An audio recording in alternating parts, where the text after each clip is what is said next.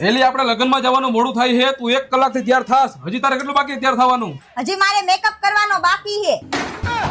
તારો પણ ત્રાસ છે હો. મારા દાદા હે ને ઈ એકી હારે ઘરમાં 1 વર્ષનું કરિયાણું નાખી દેતા હતા. તોય તમે તમારા દાદા જેવા ન થયા. પણ મારા દાદી તારી જેમ બ્યુટી પાર્લરમાં નહોતા જતા ને. તમે બોલવામાં થોડુંક ધ્યાન રાખો નકર મારો હાથ ઉપડી જાહે.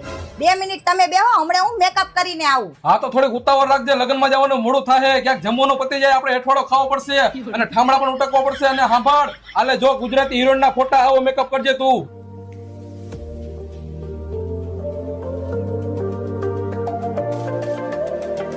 ઓકે, આ છે ફેસસ કેનેડાની મેકઅપ કિટ.